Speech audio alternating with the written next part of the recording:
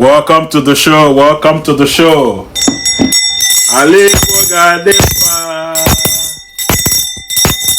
Alibo Gadema. Kanyiti kaka wedozi Alibo. Alibo Gadema. Please, if you're coming in, make sure you're sharing the live. Make sure you're sharing the live. Tag your friends. Tag your family. Tag your friends and family. Let's discuss Alibo. Let's discuss Alibo. Let's discuss Alibo. Ibo Gadema. Ibo Gadema. Ibo Gadema. Whether you like it or not, Alibo Gadema. Tata aineku maka Abia State. Non series in Kaipo. Southeast in focus. Southeast in focus. We are starting with Abia State. Biko nga like kandi Abia. Kandi Abia tiela nye onu no kutata. Ndi Abia. Aito ema ife na eme na Abia. We want to know what's happening in Abia State. We want to know what's happening in Abia State. We want to know what's happening in Abia State. And then our corner on comment section. A corner is allowed, man. We have passed that level.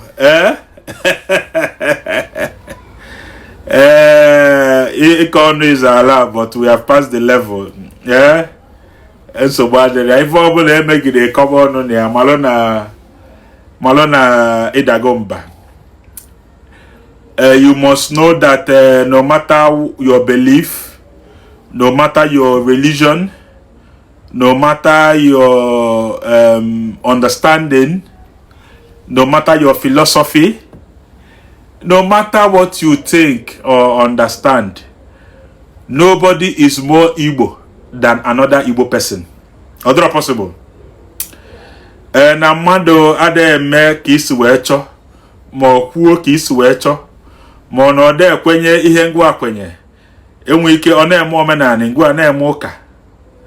Ma ọ bụ ọ na-eme ụka ị na-eme omenani. Sizia na onye nwa abụrụzi onye Igbo. Ịdalia pụtaba side a. I nwere okwu. Enwere ife ga-ekwu gị ka akpọ gị sị gị bịa tinye ọnụ. If you cannot accommodate opposition or opposing views, ịmara na ndị ụka na ndị omenani ama ebikọnụ. So rapụnụ ebe unu na-aga na level a anya nọzi side a. We have moved past that level. House of Family Biscuits JKT, pine leaf or nothing. Mana eziokwu. Mana eziokwu. Tata anyị na-ekwu maka Abia State. Biko share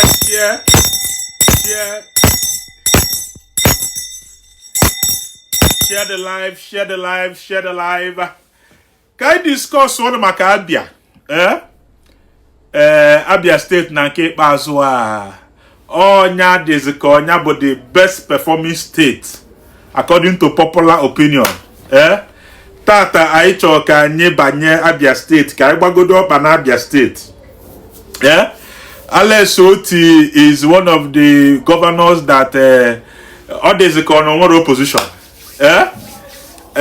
Na nke ikpeazụ a anyị fufu ka ndị opposition na-ekwunyekwala ya. Ọ bụ na efu interview nna anyị ukwu Ojuzo Kalu mgbe Julia whether ma would Alex Oti win for the first time. A member of an opposing party nwekwa a candidate in the state. As soon as the governor ga return kwa. Anya na asị kedu ife na Abia State. Ndị Abia boy olewe. Boy ogini mega. Ole ihe megan boy. Boy olewe. Because if you are obuni ito na Abia, obuni ibi Abia, Umuahia, Aba, Uturu, Kedova, isi ala ngwa, Ikuano, Kedova, please, tour down. Kai discuss go the kamalo mefa anyị na maka Abia State. Onne konto mobulu ndebe anyị. Please come in.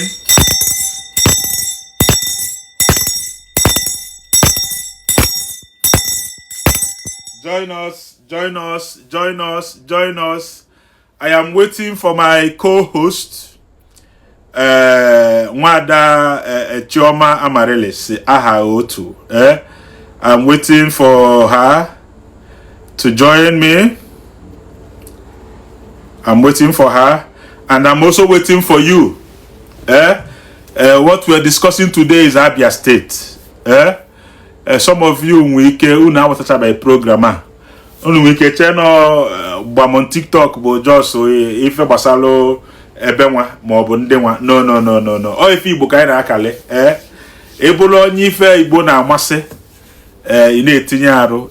Imo big. When I see you, Imo big. Imo ka efe na-eme. Wetin dey happen? How your side?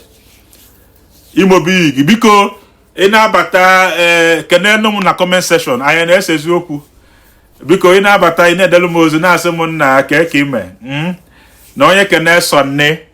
Onye kene sonne. Sonne emennede. Sonne ekene nya. Biko ị na-abata ekwuelu m okwu na tuelu m afịa. Tuelu afịa m. Ị na-abata ọbụgodị sọsọ nwanne ka ewe sinu m na ka TikTok na-ebu into this life to people's feed. Biko tap on your screen. Biko na tap no, keep it busy. Na akwa ife ndị Igbo ka anyị na-eme. Chide si betrayal. O ife a na-eme ndị be anyị. Nwanne m onwere onye na-ebitray inwe ike si na mụ na gị akwụrụ n'ofu ụgbọ. Even in the family, a na-enwe ndị Chelsea, nwee ndị Man U, nwee ndị Liverpool. Ka anyị yale na-agbazi onwe anyị wụọ. Ọnụ bụ ihe na-eso emebicha ihe unu na-eme. Ịghọtago? Abịazie onye nwee different view akpọbi ya iyi. No. Unu emebizi na ihe unu na-eme. Nna m. Na sofa na onye abụ onye Igbo. Sọsọ ife ị ga-ekwu bụ na mụ na gị akwụrọ. Mana anyị ka bụ nwanne, anyị ka bụ ndị Igbo. Ọ bụrụ onye ngene a na-akwụrọ esi bịa bitere ya na ọ bụ Sabo na ọ bụ Janjawin mba si apụ side a. Ọ bụrụ mgbe ọbụla na-akọ ụmụ ihe a. Abịa na family a na-enwe ndị na-eje Sabat, ndị na-eje Anglican, ndị na-eje Catholic. It doesn't make you enemy. Yotago. So ihe a bụ no mbi na-ede bitere ya de Sabo. It doesn't put whatever you people are pursuing in good light. Omini na echi niile kịta onye nwa ngene ya kwụsịzịa biko kedu ka ihe a si aga esebi ya yu Asabo mba unu na-emebi ihe unu na-eme nwanne.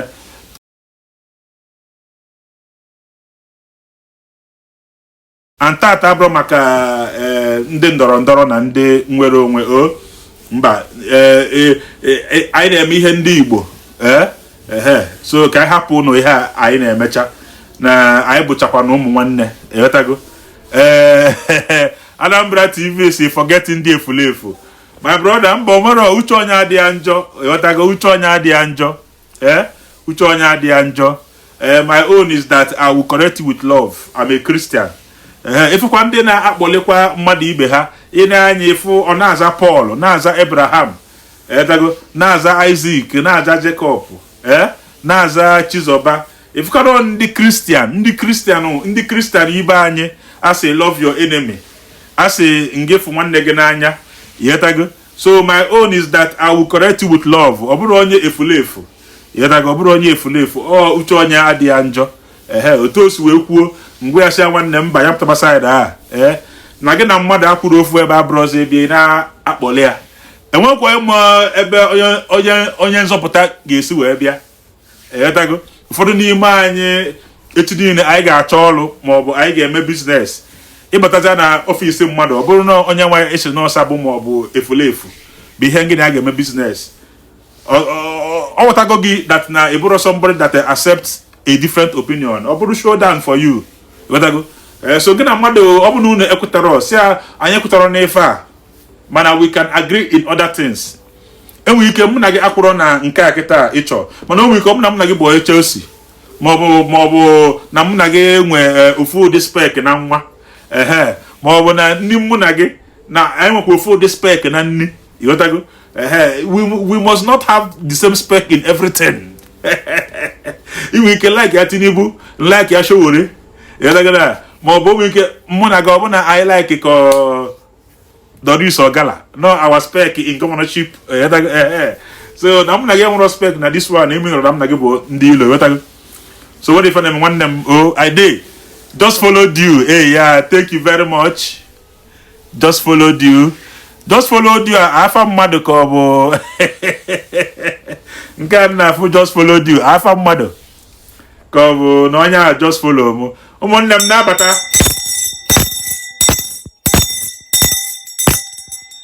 So because can see where go no before, can see where Kowalono. Because our program tata or series, we are Southeast in focus. Kamali ifene Southeast. I need discuss each state of Southeast one after the other. I need a video in alphabetical order, and the each by alphabetically. The first state was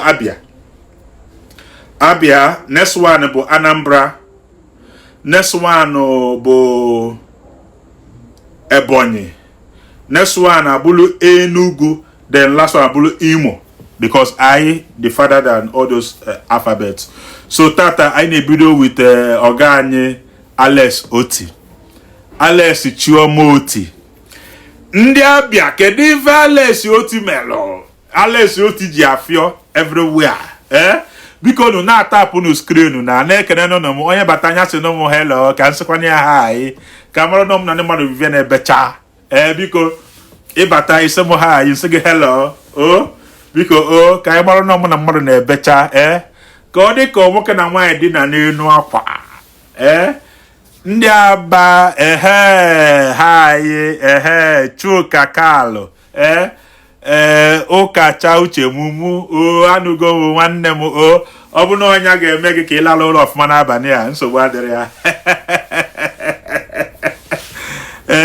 Blessing onye ka okwu. Good evening sir. Good evening ma. Keke me.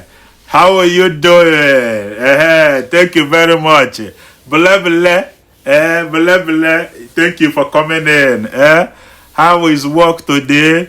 Azokwa tata. Ebono nkuzi ki na akuzi kwa.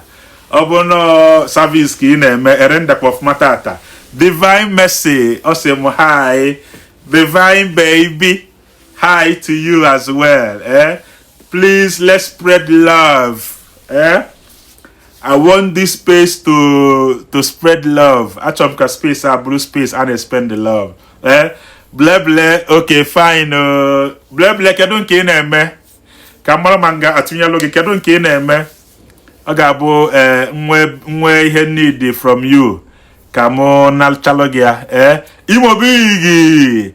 Imo nke na use how are you today with kiss emoji. Imo name my fellow man.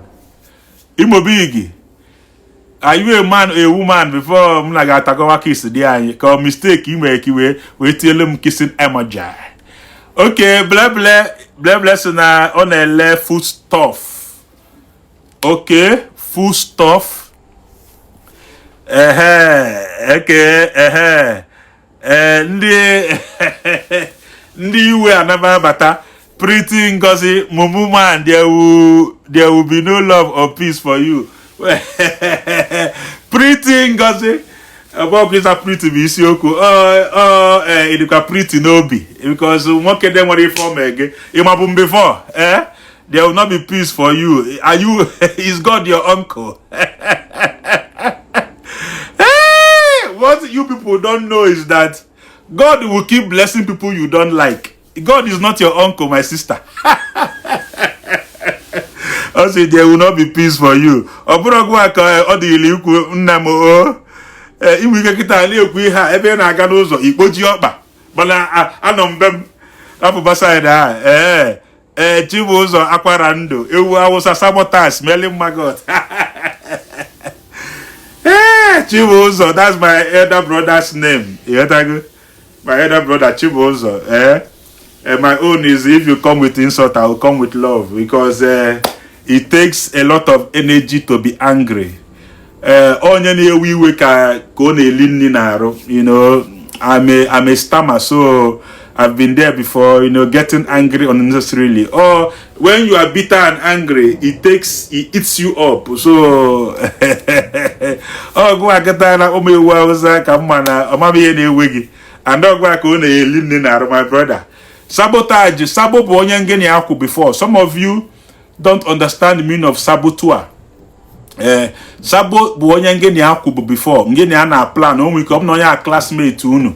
Una na plan kungesi we gba strike mob kungesi we boycott exam ofo eni mu no ejezi na sabotage ihu na plan mana obu na gị na mmadụ you people were not in agreement before nge na onye akpara anything ima akpa onye asabo that person did not sabotage anything. So let this be one of my gifts to you. Let me educate you. Chibụzọ Akwara Ndụ.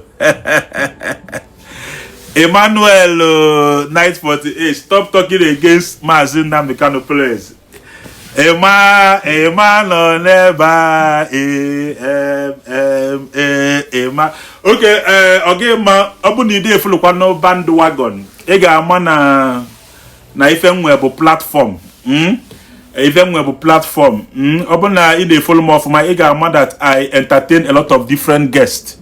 And then what onye na-agwa ihe okwu maọbụ ihe ọ na-ekwuro ọ bụ na i follow m last 2 weeks ị ga-afụ ebe mmadụ bịa na my platform na-adọ ọga anyị Chukwuma Charles Soludo vam na-adọ Amakụ vam o mesie m post onye bụ video so nwere onye ga-abịa platform m nsị ya na ife ị ga-ekwu na ife ị na-ama ekwu. And then second one otu a isi ekwunyela onya everybody nwekwa right ikwukwe against. So far, they have a public talk or public something in a public. A man want to talk against and not to talk against. What makes us civil is for us to accommodate others. Because everybody no get out game. Everyone in a like or in a against think ya. And we call na iso na ndị na-akpụ Soludo n'ọnụ ma ọ bụ na-akpụ Peter Obi n'ọnụ ma ọ na-akpụ Sowore n'ọnụ ma ọ bụ na-akpụ Tinubu n'ọnụ. Somebody will not come and say stop talking against this person. Onye nwere reason oji agwalo gị mana ịbịa ekwu your own. So oge ma rapụ side a pụtaba side a mana ọ bụrụ mmụọ bụ ihe na-ekwu mana agwa na mmadụ who to talk against and who not to talk against. We are all entitled to our opinion. Onye na-asisi ekwu na against ye nwekwa ndị ọ na-ekwu against. So we have to accommodate diverse opinions. That is what makes us civil. Ndị be anyị Mpapa land na simbi one. My brother biko if I be atata bụ maka one of why ndị Igbo be anyị upon na tata bụ maka different talk. Mana anyị ebulukwa ihe a n'obi kwa bịakwa tata. Kedu ife na-eme anyị abụswa ndị Igbo? We are Igbo before anything. If go nwanne gị ọ bụrụ na eme omenani if nwanne gị na-eje ụka ịmakwugo die first. Ka mmalụ weda ma my guest abatago, my host, my fellow host. I go as far as you tell me to go. You tell me don't go to that. It's all love here. It's all love here. Let's welcome the delectable, the amazing, the beautiful, the indisputable, the undefeated, the amazing, the fantastic, the fantabulous, the hot, and the innuendo, the beautiful, Chioma Amarollas, Mwaha Oto, Adam Bese, and Adaumwa here. Chambe.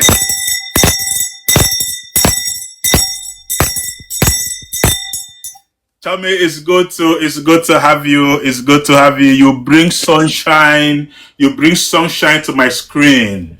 You bring light to my life. To my life program. You bring light. In we talk. Anambra State. I can say that now Usopo, light of the nation. Mana even on Imo. When Imo or big heart, bro, big heart. God's own state, Ndimo. God's own state is Abia State. Yes. I think Imo will Heartland or something. Hey, the big heart is Delta State. No. I should thank Imo. Something Heartland. I focus on Abia States today. Something Heartland. Why you make Anomia when I'm usually on time. I'm a little tardy today. I was 10 minutes late because I was trying to wrap up another meeting. So I do apologize for being late. And thank you to everyone who Facebook and my page, listening to me right now. You guys rock. Thank you for being here. We are going to have a very, very, very educative conversation today, as we always do. So I am glad that you're here, and I hope that you're glad that I'm here. Whatever thoughts that you have, positive, negative, leave them in the comments or come up and join the conversation whenever we open up but thank you. I hope that Lolo is doing well. I follow Lolo on Facebook. She's so beautiful. I say, Lolo. Gbam can be refu. Gbam is my brother, so I'm a motumgesi boy. Yeah. Aisha is doing so well. Yes. A lot of her fans have been missing her. We've not been doing Odogwu and Aisha for long, but very soon we'll give them. She's doing so well. That's good. She's a very beautiful woman. Yes. That's good to hear. Yeah. Choma, just like I told you, you know what we're discussing today. Let's have an introduction. Southeast in focus. Kedun Baude in a discuss of this our place. Anyanwalo, another place that we will call home. Do we have another place? Kedun Baude in a tinyono, in a checkmate some of our office holders. Ndi itinye no chiche. Kedun Baude godi. This type of series, I for Southeast focus. Kedun Baude at this time. Go ahead, please, my sister. Sure. No, it's important. I often say that Alibo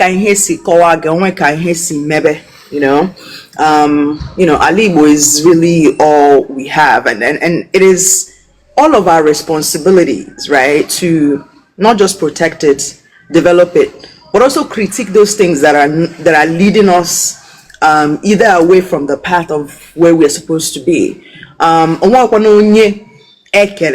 Where Anibo Tinyanaka, Anibo belongs to all of us, all property. And I okay. Or if the Southeast begins to prosper and begins to move towards, so many people have dreams and visions in here.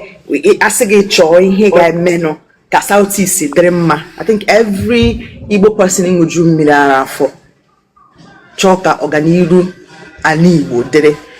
Will not see this discussion as something to take lightly, because it is long overdue. It is a continuous conversation. I often tell people that one of my challenges with because we are talkers, we are people who talk about things. But the more I continue the thing, that it is through the discussion as people who mean well for Alibo, all those ideas and all those dreams and visions and aspirations that we have for the Southeast can begin to manifest. And not just for our generation and the generation that came before, but also the future generation. As somebody who strategies, in him Jiribri, I always think about umoge, umumu. You know, if whenever we come to Oka, you know, I stay in Oka quite a bit. Mbobana ibere Oka or Guma, more only ozone get this thing now. All the safety of that southeast, all the industrialization of that southeast again. As you're taking your children home, they feel like, oh, they don't need to be in a big city. Expect, whether it's safety, whether it's industry, whether it's entertainment, all of those things that they want to see other places and they enjoy other places. That's one of the things I love about Anambra State. You know, once you see that bridge, you know, it's first of all, it's a testimony and it's also a testament of Anatago. You know, for me, when you see that God's own state tower, that's the signal. That's joy, and that is that joy that should inspire all of us to continue to have this type of conversations about how to make Igbo great again. Thank you. Biko Kakal, obone join your camera on so that Kitela on Noku. Choma, you made mention of the bridge, the Niger Bridge.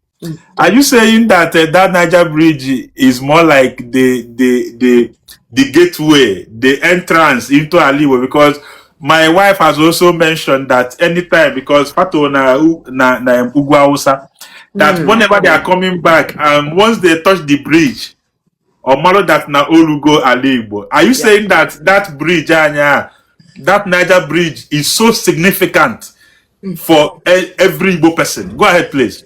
Absolutely, absolutely. It is the signal. It is the symbol, right? Because whether or not, and the thing is, it doesn't matter how long you have been away, right? We have to think about when that bridge was rebuilt after the war, and you know, and the history around it. But mana onweki yese abafe na that bridge, and you don't have, you know, when they bring it all up nostalgia, but there's a home thing. It's like a home calling. What the ibidona gates when you're coming home na village, you know, ibidona gates ne kugina say, oh, you know, na nataba. I question no when no. Welcome. In fact, I could see when no bigger signboard tinye ban. Welcome to the heart of Ali. Because once you drop any Igbo person at that bridge, even me that have lived most of my life in America, I can find my way to Mbise from there. I can find my way to, you know, Anambra from there. I can also go back to maybe Asaba, Jebebem Neje. So it is a symbol, and it is something that makes us know that we are home. That's why Anambra State is very important as a state, because it's the first point of call.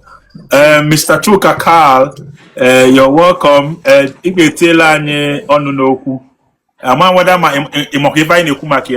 introduce yourself and then go ahead, please. Gbam. Mwana megoro enjoy your program. You got to go. Amamina ni na-ekwu ana m afụ ka ndị mmadụ adịghị eme ga tag mana Facebook mana everywhere. Mana to be frank, amara m why ndị Igbo anyị ji ejizie in terms of I don't want to sound so abusive, but initially I know when ndị Igbo asị ndị mmadụ ihe. But I don't know what I must have made it wrong this time around. We are so emotional. I know in a one-way traffic. I don't know who caused it.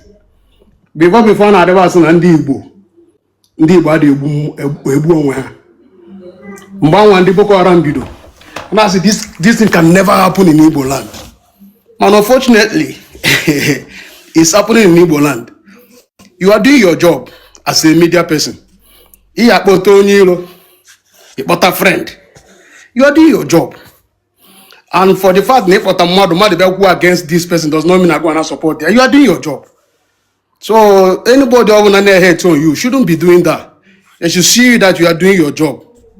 Like today now, I requested, you accepted.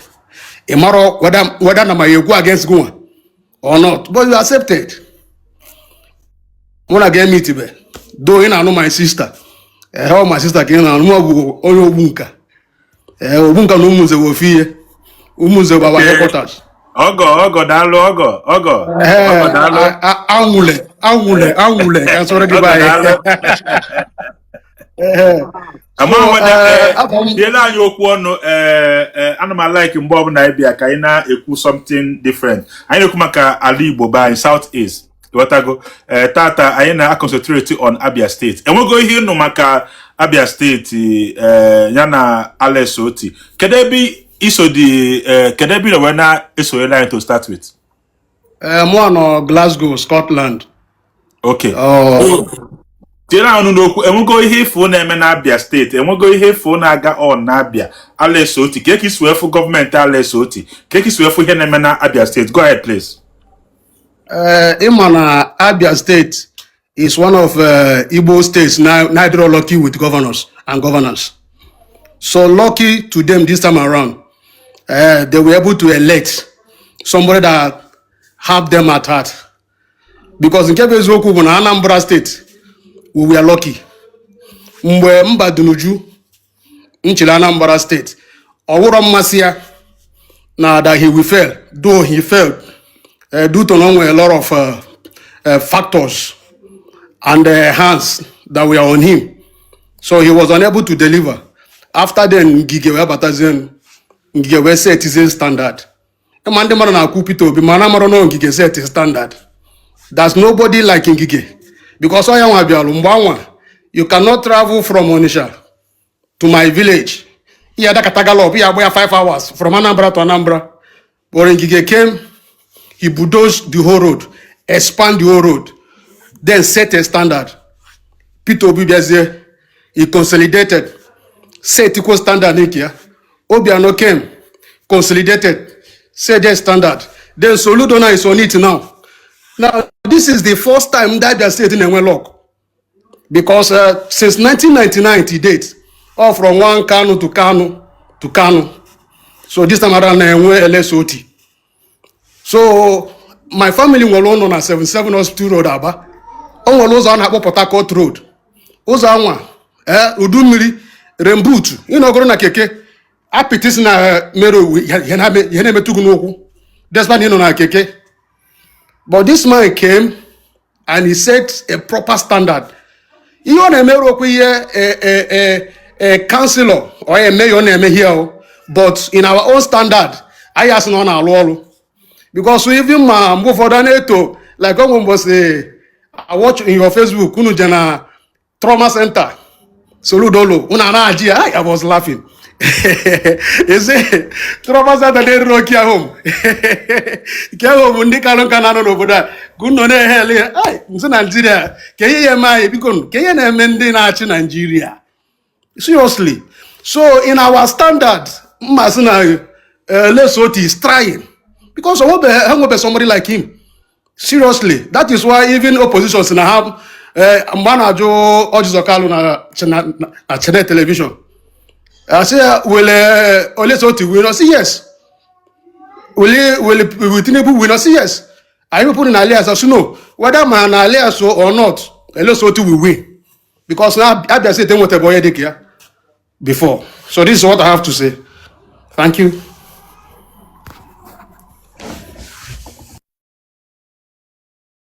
Okay. Chomi, and when he went as introduction, you've heard what he said. Let's delve into the topic. He has already pushed us. Let's delve in. And when he went, please go ahead, please. Chomi. Yes. I think there's something that he said that I certainly agree with. I agree with a lot of the points he's made, but I certainly agree with it. I think that all he had about strategy, the metric of measurements always matters. And I like how he put it that it compare based on the history of the bad leadership they had. So I think that that's a poignant thing that he said. Because I'm often, reluctant to clap for leaders and not just Alibo in Nigeria in general, because most of the things are not about are bare minimum things like or governor. But if you look at the history, I mean, my mom is from Umuahia, so, and Abia State is really, really dear to my heart. Considering the generation, in fact, for the past, I see maybe like 16 years or something, they've just had back to back. So whatever seems to me as a bare minimum, right, is an improvement from what was. And one of the things we have to admit, if I admit that metrics are important, is also the fact that most of the things I chop, na Nigeria or na Igbo, development, industrialization, you will need to do those bare minimum things that maybe to somebody like me that grew up in America, like, why would I be clapping for a road? Like, Chuka was talking about the trauma. I didn't comment on that trauma part because I agree with him, because but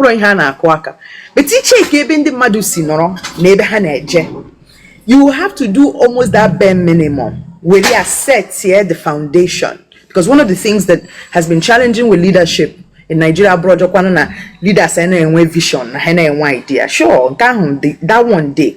But it's also just because most of the fundamental things that need to exist for you to do it's like going to, I don't know, build a mansion and you're thinking about the roof, but the foundation is shaky. So or like there are so many places, and I have a couple of properties in Umuahia, and I know that like, whenever we go to Nigeria and we go to like as you're driving, like just garbage everywhere, like they couldn't figure out the trash system for many years. Those type of things, decrease or to the level no mana. There's something that a lot of people have been saying, and I can concede and end my point with that. It is that if in 3 years Alex Oti can identify those very core basic things, because you cannot talk about development without sort of balancing, like building road or road. So for those things that he's doing, and he's done it in maybe in 3 years, and maybe 2 years, now fugasi body language, move. Number one, what that tells you is that that's somebody also who's thinking about a second term, because he need for that foundation to be set. It does a ward deck. It does a yatize the roof. About interior decorating. So if we're looking at state building, nation building, whatever you want to call it, Abia State is in focus now. We have to look at the metric. What are we measuring it against? If we're measuring it by the metric of what they had, Alex is doing better than his predecessors, the people who came before him.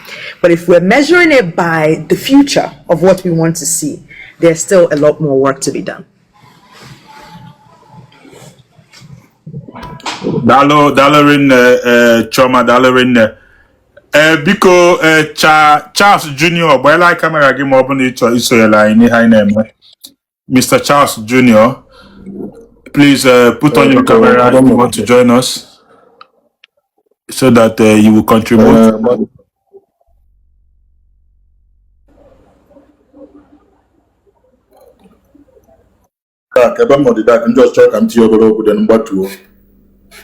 We need to see your face. My account is not on private now, so you can see my face from my distance. I don't know the dark. Room.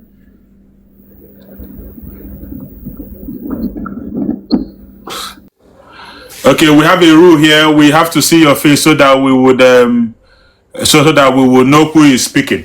Okay, between Chooks and Chioma, are we saying now that Abia State is just like state na Berozo, state in DC, and once you Fuanya, where Sebastian na Chukudalo, because that's not the hype. Is the hype not worth it, or is worth it? Manobrozi kuswe said are we saying because people are saying that he's the best governor from the southeast? Okay, so if we measure him from that southeast level, and I say yes, he's the best from southeast, and I say no, Obodondisi, then onye ofu anya. Chuka, over to you.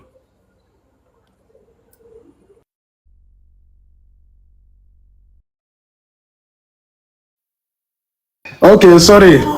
In a country of blind, one man with one eye will automatically become their king.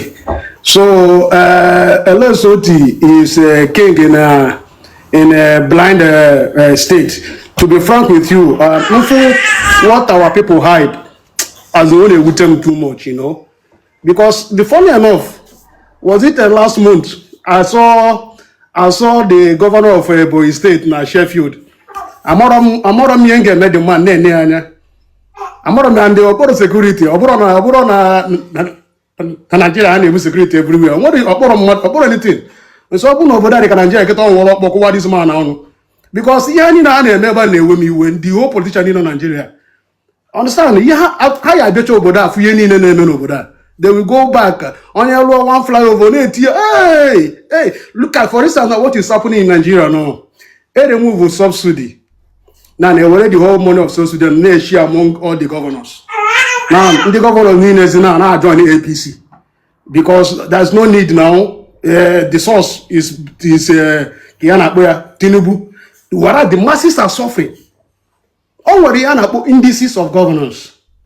Road, bridge, we see me. Like I told you here, like Park and Soludolo. See, Soludo is my brother. And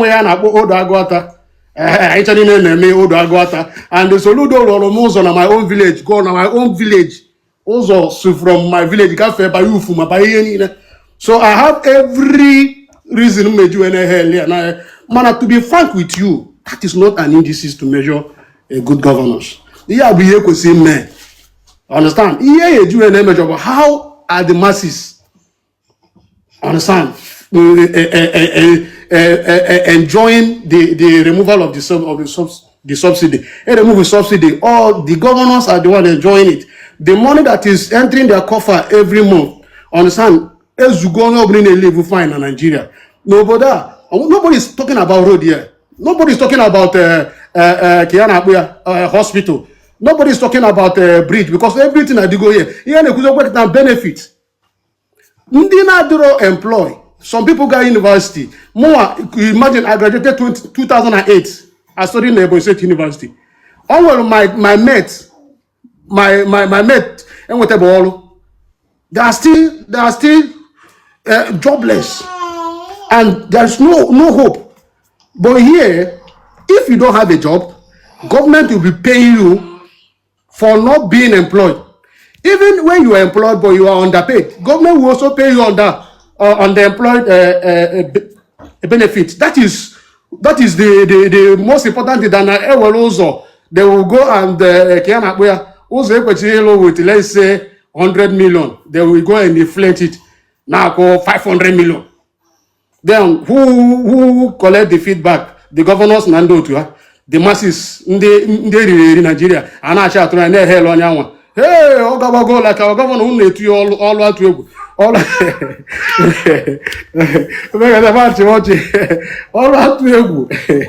well, LSOT in the standard of Abia State, LSOT is doing wonders because they have never had it this good before. To be frank with you, they've never had it this good before.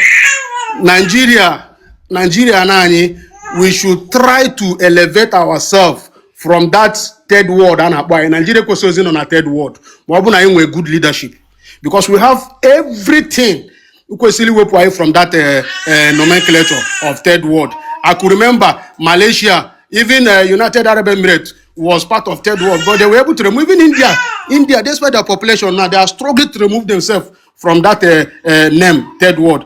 Nigeria should try to remove ourselves from. We are not third world, I knew where they go, but the money is only going to the elite. You see, like the way it's removal subsidy, the poor masses are suffering, whereas the governors are the one now doing the money, doing jamboree with the money.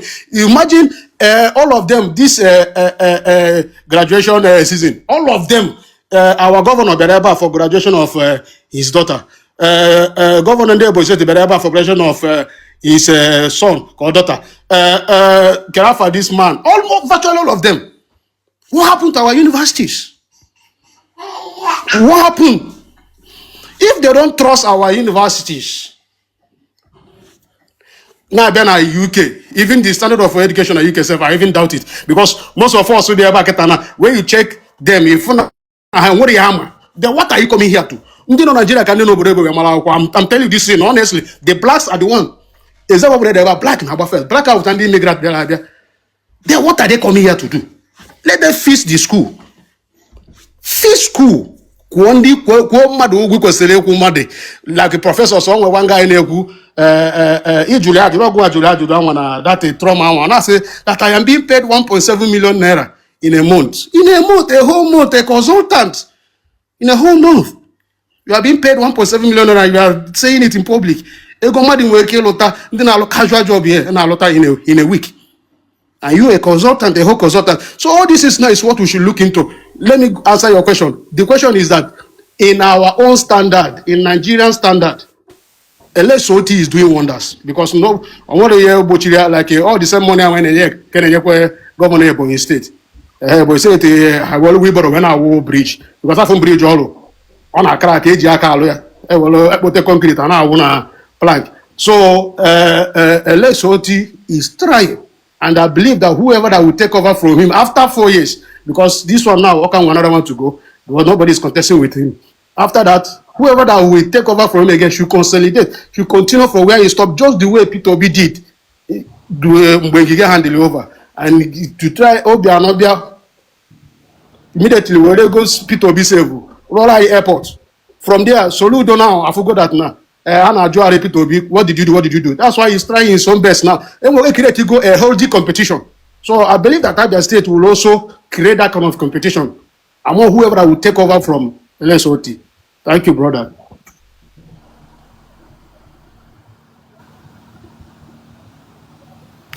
Okay, thank you. Because Dixon, well, I need your camera. And when more this thing, you can send them the camera this thing, and when access to it. I think you are not up to 1,000 followers. Okay, so let's go. Let's be talking. Maybe we have a rule here. It must be, you must be seen with the is a rule. We have to see you. Before we go to Choma, I want to ask you, Carl, before I let you go. Abia State, you know, among the 5 eastern states, you know, when it comes to development and projects, can they first, can they second, can they third, from your view, can he feed it? Rate Abia State, go ahead please, quickly before we let you go. Abia State now first this time around. Followed by Enugu State. That governor in Enugu State is doing wonders and is not making noise. Then Abia, Enugu, then Anambra State. No. I forgot Imo State. Abia, Enugu, Imo. Then Anambra, Ebo in last.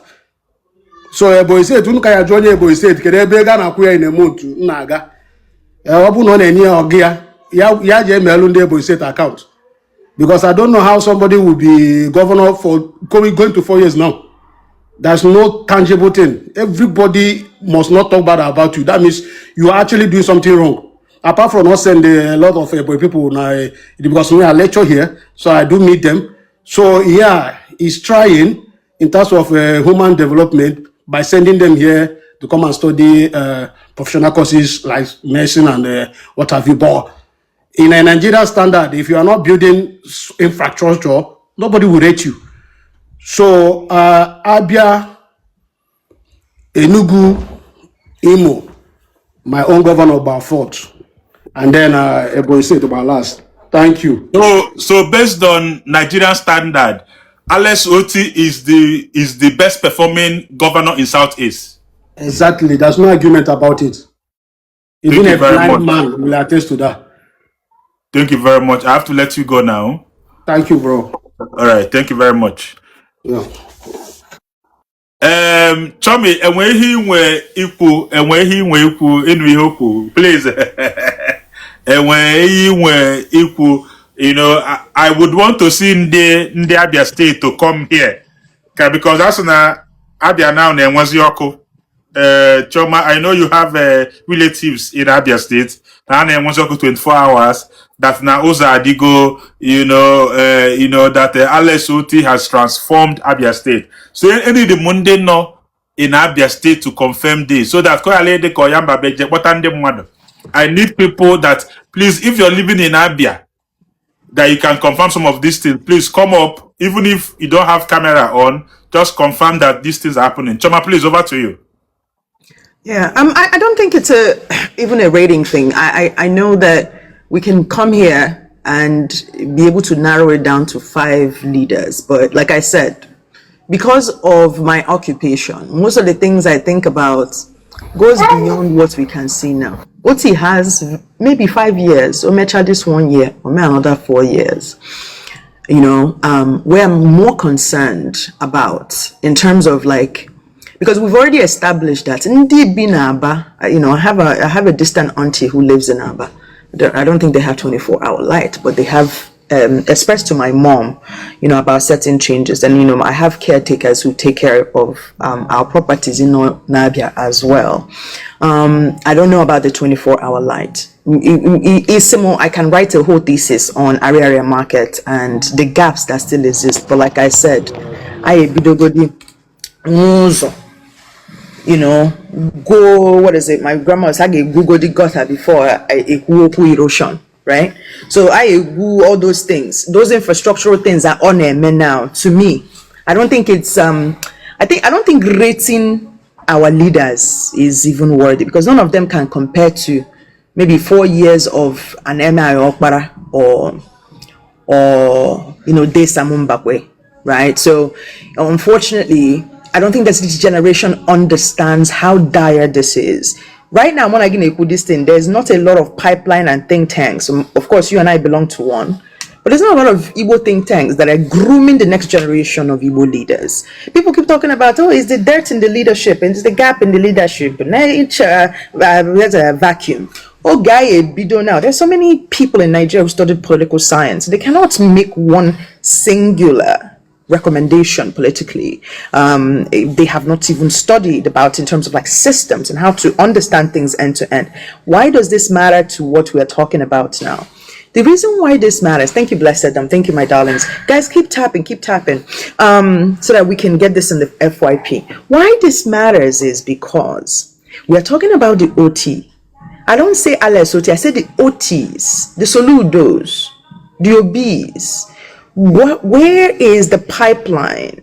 Nature, of course, abhors a vacuum, but where is that pipeline? I need insulate with in the air replace her. Start open where I make one now can afford 4 years and now what another 4 years it's here. Because one thing we know about Nigeria, because the rot in Nigeria is systemic and it is not culture specific to a particular tribe. Corruption I hear our boss on Abia states. Somebody else can be in 4 years, may undo in we see it all the time. What the first thing they do, if you don't want elephant projects, airport, why I don't 2 airports on the functional Basara. I say, I get me. So number one, I think that's Anywa, Ebe Abia State, a brigishi, and have somebody like Alex Oti. In Imo State, I think this is one of the luckiest times we have in this generation, where at least we live in a time when if you come now, can't drag your governor. I drag Abia State, drag Imo State. Boom. You understand? I drag a chassis. The mother have cameras now. They can go into those communities. Asina, and we go 24-hour light. Jena community and then we can go into that. For me, I am more concerned about what the OTs of the world are doing in terms of replicating their type. Because I have what we wouldn't deny this sort of tokenism, nanim. Because they may nanim. Gain apple. Also, you will go save on a bank. Only get Abia next to you, after you, you will go report, and nothing will happen. When I have been at this Gbam TV or been on my own platform, I am not say, hey, what you call it, go, assigning me him. When him when I get me. Then the gentleman that just left the stage talked about one of the fundamental faults, man, no matter who it is that becomes governor, whether it's in the southeast or in the southwest. If the educational system is something that even your faith does not trust, that's the quality of schooling in Nigeria can never be that great. It's also the same thing where if Southeast did 95 of all, think about all these 5 people he mentioned now. He mentioned Abia State, OT. He mentioned my other state, Uzodimma. He mentioned Soludo. He mentioned Ebonyi State. He mentioned Mba. Now, these 5 people, ask yourself, Munagi on at this stage, as in the know as we are, Munagi cannot name one singular agenda that tackles the intersectionality of these 5 states. So that Abia State in Ekwiyoko, me and you can't even remember the last time that 5 of them went to do one meeting. No one fund or hati kotaraka utande nke Southwest na emenke ha when this Odua investment scheme haneji. Like no matter who sits in their own government house, there is money that they pull together. Because unity of purpose does not come out of a vacuum. It does not come from I on a radio na chant. Ihana emendi Igbo, ihana emendi Igbo. Ana chant no otia deka or what the best governor. You cannot replicate what you cannot sustain. And if you cannot sustain that thing, it man gonna replicate here. So if you want me, if you insist that I score him. Okay, I'll give him a B-. I'll give him a B- based on the fact that for the bare minimum that's in the Abia Lakre, and as a half Abian myself, in compare from there, it is a B. Area market still leaves a lot to be desired when it comes to Ebo Kwesede. Because that area market is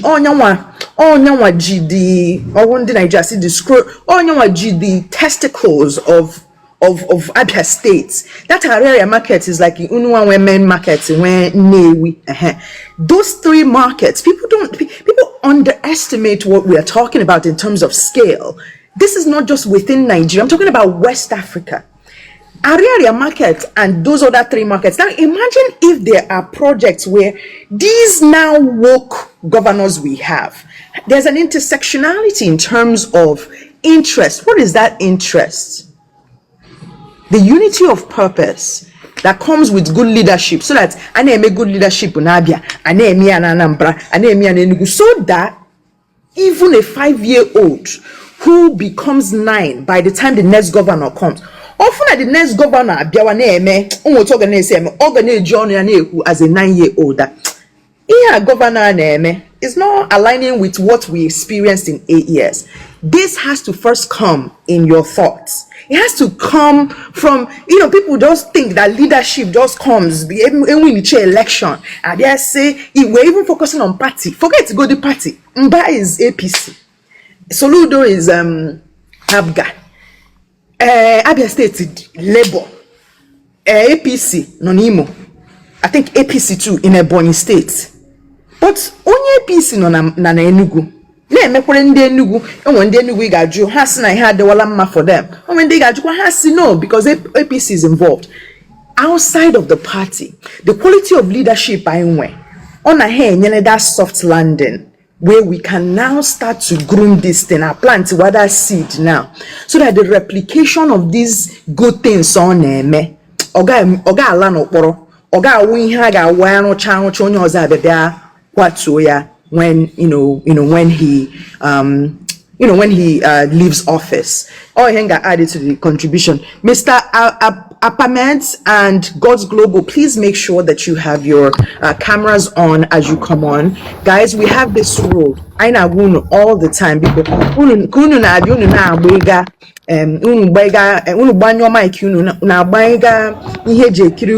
so that we can see your face and know that you're human and that you're not a robot. Okay, so please turn on your cameras for us. Exactly. So thank you, so that we can continue the conversation. Thank you. Okay, thank you very much. I am human. Oh, good evening.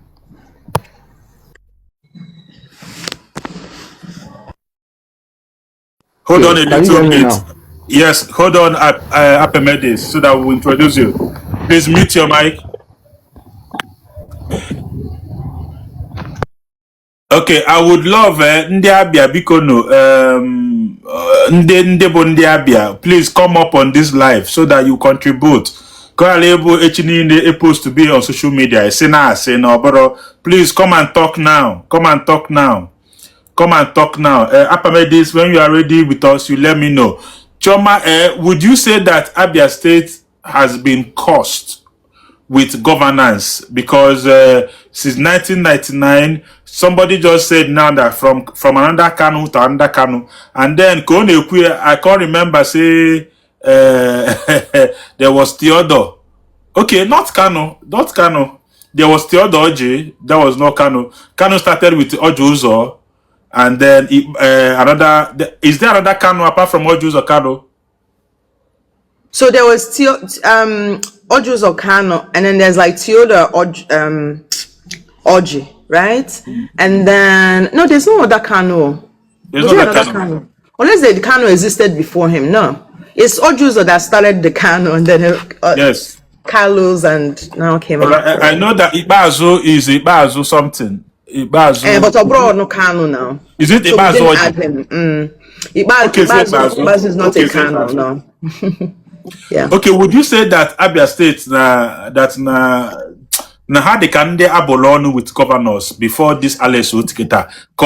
Or na ha afore ha kwesi ime ko na ha moma debe Abia na onodo ha no before Alex Abia? Do you think that intentionally this men does not want to work? Or do you think that they were under spiritual attack as a state? Go ahead, please. There's no spirituality with anything. Governance is effort, right? Leadership, like I said, leadership doesn't happen just because you wish it. You just got to vote, right? And then citizens not knowing, how to hold their leaders accountable. As somebody who's part of Abia, I want to call Sodenia is you have an Ikbazo, for example. When Ikbazo left, Ajoya came email some. No, with a piece. I think he brought Pizza Hut, and Pizza Hut usually has a cold stone attached to it, at least in Nigeria. So, and he referenced that as part of something to be excited about. Now, Icheke think deep why this person would say this. This person comes to America all the time, knows that even money the homeless chota hala maybe $3 or something, or that has rice cream mulacha, right? It has to. It's not a curse. Imana me maro. We talked about indices. We talked about metrics. If you have never, most Nigerians who are in their 20s and their 30s, maybe in their early 40s, have not seen good leadership end to end. It has to be something where it's like if you come from a family where things work. When you have seen something work, right? And when you have seen systems being built and you've built them yourself, the people who think that they are too good are sitting outside saying,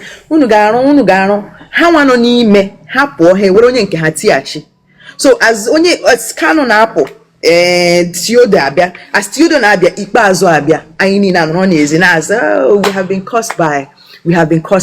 Chineke is not involved in the governance of human beings. What's happened is the fact that most of our leaders are just accidental or quite accidental discharge leaders. All these kind of, accidental.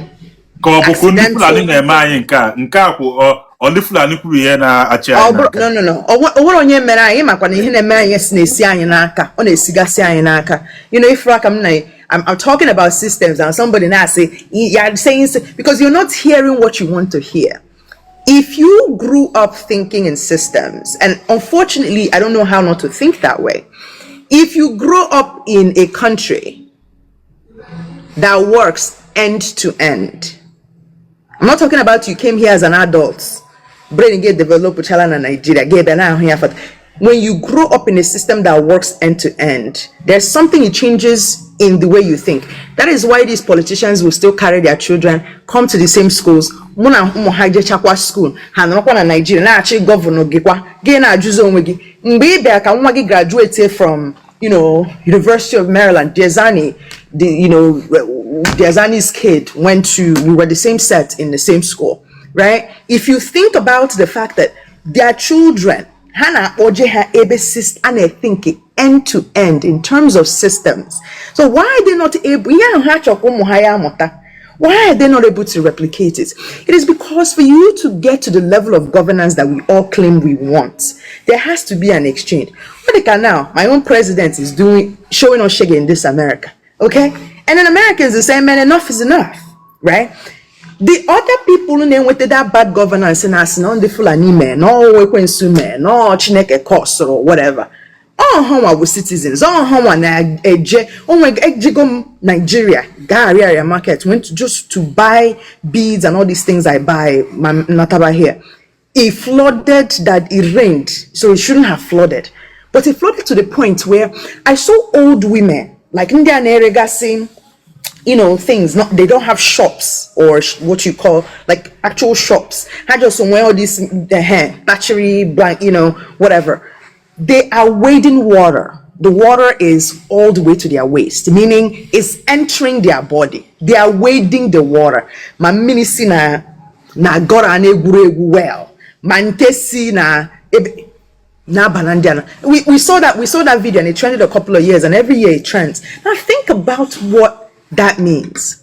It means that for you to live in that type of system and be okay with it, you've never seen that road not flood. When we came at that street on a flood all the time. You get used to it, and when you get used to it, you start waiting for miracle. So when Oti is the savior. Now Oti Abia go is save Daddy. I don't think of any politician, any human being as savior. When you start thinking about leaders as saviors, it creates a complex, right? Where even when they are doing the bare minimum, or or you will not have that time to think about it objectively. But in Abia, I think they have admitted or realized. What is it called? It's when you try something, you will know whether the thing is sweet or not, right? So it's not that they are seeing a little bit of what is possible. I will call OT possibility, because what it means is that if it is possible to do the bare minimum, imagine if somebody else comes and adds to it. So we are a finished product. I will think of him as the possibility of what is possible for Abia State and perhaps the rest of the Southeast in terms of what good governance can look like. Now, whether or not we will see it for 8 years still remains to be seen, but I'm rooting for him. In fact, I'm rooting for anybody that is contributing something to making Alibo great again. So cheers to him.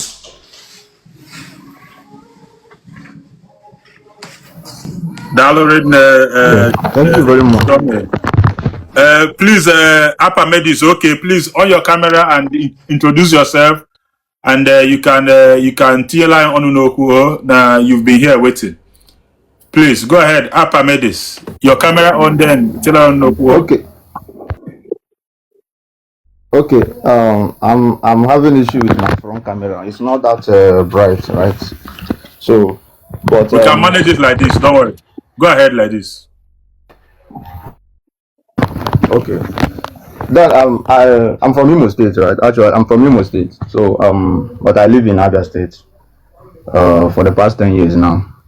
So the issue of Abia State and the social media promotion and other things is what I cannot really explain to myself, because if the people of Abia or Nigerians are people who are ready for development, at least here we get today in Abia State, I will, let me put it like this, that the reality non Abia State is not what you see on social media. Take the sanitation in Abia State very serious. Honestly, nobody will notice any change between Alex Oti and Okezi Bazu. Because if you come to Ariara today, what they present to you on social media is the project that the people in Ariara are doing. It's not even the government. The shop, one part of it. Because when Sowore came, he was saying our partial transformation, but people were bashing him. Honestly, even in Ariara today, you pity people. Billions of naira are wasted because of flooding and how bad the other international market is. Apart from that airline Aroro during the time of Ibazu up to date, which individuals, when they send the contract, it's not government funded. You have individual fund area, and I wrote that particular airline today. So the social media hype and then when Abia State is too much. Let me start by saying on road, because I have the necessary things in Abia State. Maybe only ready to develop Abia State. Billionaire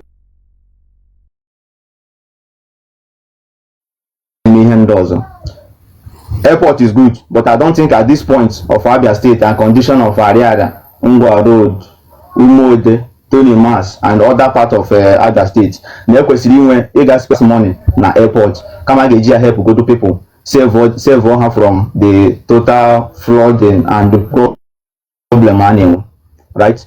Currently now, let's spend the other 4 years in Abia State, because next year give me 4 years in Abia State. Erohu Umojima. Erohu the entire Umode Hoso. Let me say entire Osisi myself, the very bad. Erohu Rata. Egangwa Road, apart from Mohanko, Ndoke, and other places, our road, that straight road. The whole street is not there, and the whole place is not there. Where Baru. Ndị ega akara sef na anọ n'elu mmiri zo n'akụkụ gota efu mmiri na-eshi ishi na-ega aka. So ọnwụ na-eruhu all these places ama mma Abia rụrụ were ishi.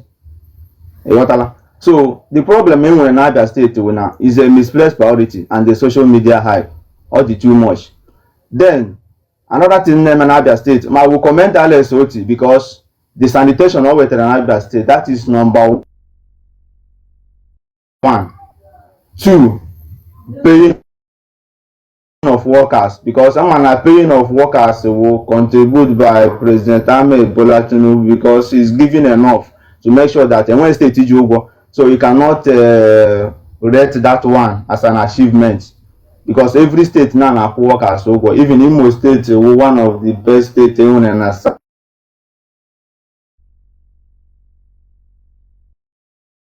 South East now workers over. Then that one is okay.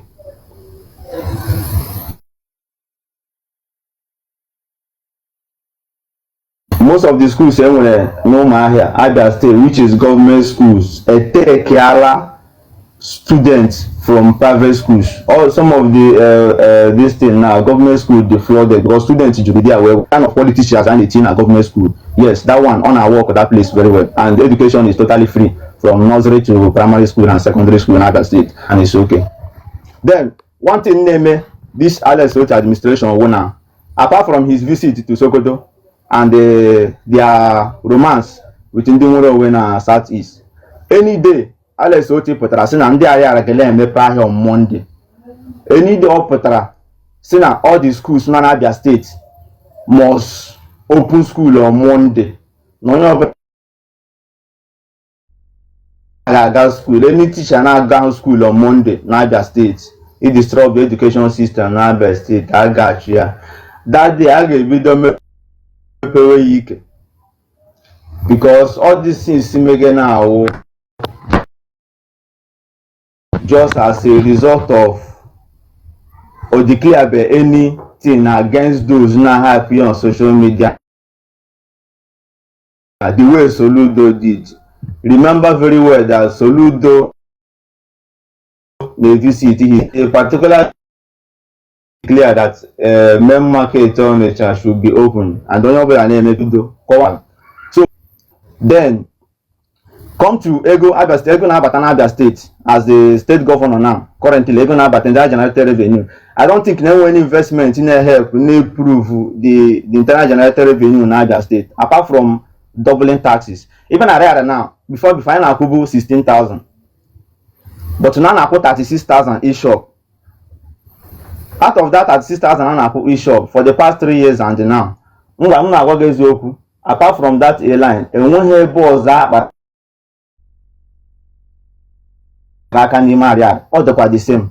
You got free zone, you got lock up, you got so safe, you got Port Park and all the last shut down and within the on there. The kind of dating I put on there. Yeah, and then when them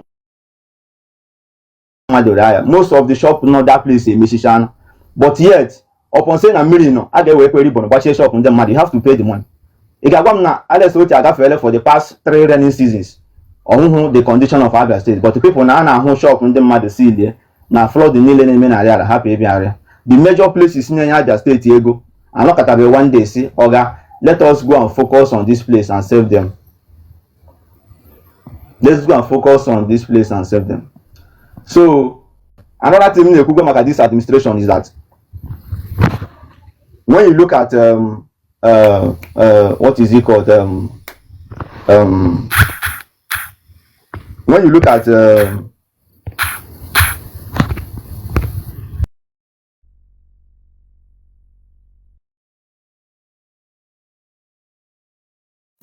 where did he go? I had so many questions for him.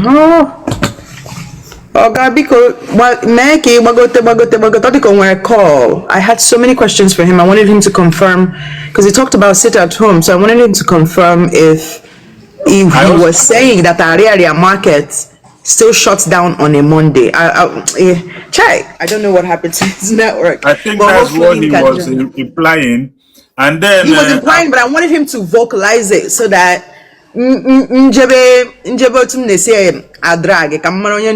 my dragon to now. Yes, because we can also still confirm from comment section if it yes, happened. Ndi Abia states because confirm, particularly Aba, because Aba wo Eba area market, we can no more.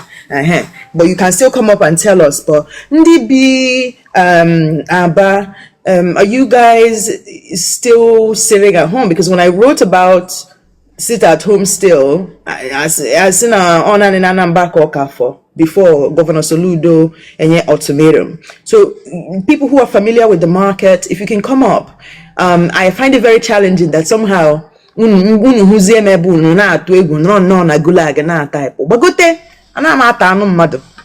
okay, bagote gwanye even some of these people that they disagree with the guy on comment section. Come up and say your own. Yeah, nobody is stopping because you. The guy was naming streets. He's naming streets. He's naming names. He's even saying, so that's why I had a lot of specific. I was just kind of taking a mental note because I really wanted to engage him because I love the fact that all the comma area market or maybe all on Azua here there or live there, so that way, because this is the thing we're talking about, is eyewitness. You are a living witness to these things, and it cannot be the same thing as Muna Gbam.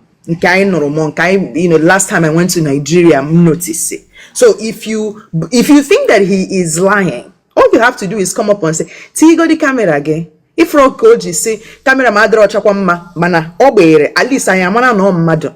Come up and tell us, where did he get it wrong? Area on a sit at home or on a boogie den Abia.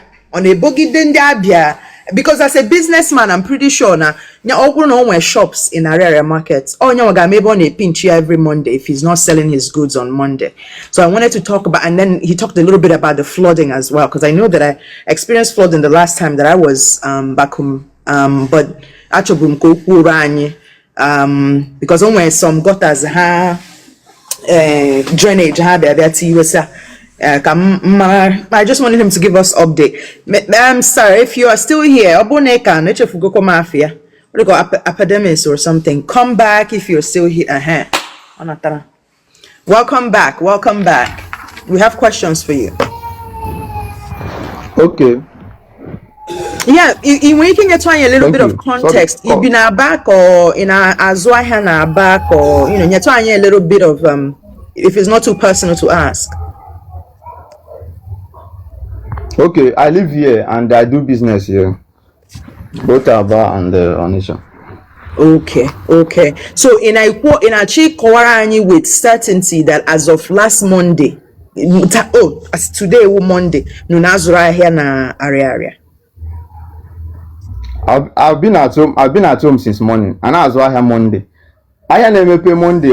Like ndị na-like is ihe gbasara Monday sit at home na just work customer na phone. Maybe customer si Port Harcourt bịa ọgba ọkada ma ọgba moto bịara ịgbape shop ga-eresi ya ahịa. Ịghọtala? But ọwụ ma ndị mmadụ ị ga-agbapesi ime ahịa nọrọ. Most of ndị na-ahụ n'ime ahịa on Monday ndị na-aga eme offload. Ewere Monday as ebe anyị na-aga eme offload. Like this Monday m gara atọpe ngwa ahịa gụrụ ọnụcha Saturday ga tinye n'ime ahịa share the ahịa share other things share stock lawa ya enweghị customer ị ga-afụ dị a enweghị business emega on Mondays ole small cost.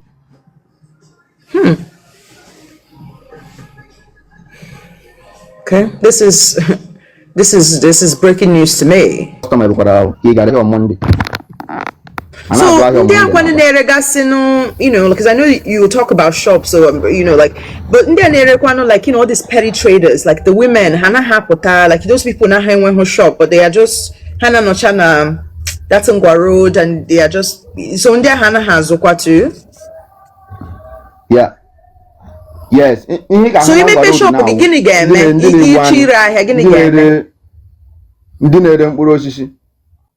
Yes, fruits. Yeah, exactly.